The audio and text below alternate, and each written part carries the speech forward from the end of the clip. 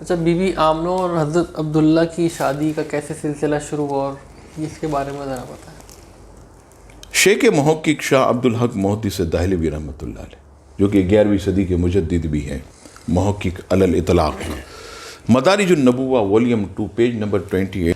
ایک دن حضرت عبداللہ شکار کے لیے جنگل میں تشریف لے گئے۔ صحیح۔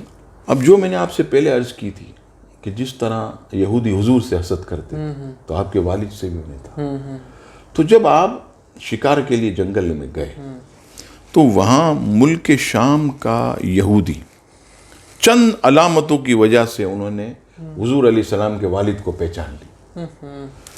چنانچہ وہ یہودی نے پلان بنایا کہ حضرت عبداللہ رضی اللہ تعالیٰ عنہ کو شہید کر دیا جائے۔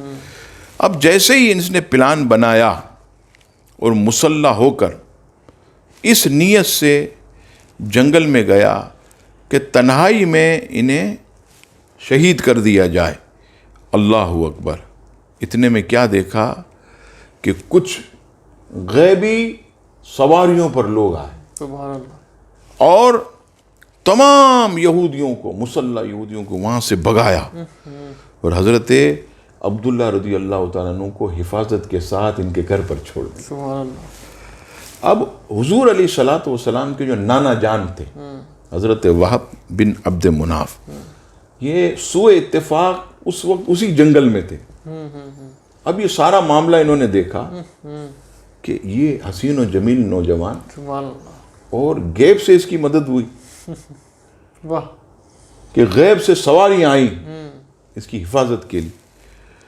تو آپ نے گھر پہ آ کر عزم کر لیا کہ بس اب ہو نہ ہو میرا داماد یہی بنے گا۔ سبحان اللہ، حضرت وہب بن عبد مناف رضی اللہ تعالیٰ عنہ نے حضرت عبد المطلب تک اپنے دوستوں کے ذریعے پیغام پہنچایا کہ آپ ہمیں شرف عطا کریں کہ ہماری بیٹی آپ کے گھر کی بہو بن جائے، سبحان اللہ، آپ کا بیٹا عبداللہ ہمیں چاہیے۔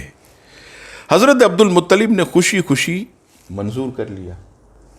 24 سال کی عمر میں حضرت عبداللہ کا حضرت بی بی آمنہ سے نکاح ہو گیا، اور جیسے ہی نکاح ہوا حضرت عبداللہ کے مبارک پیشانی میں چمکنے والا نور حضرت آمنہ کی شکم کے اندر چمکنا شروع۔ سبحان اللہ، سبحان اللہ۔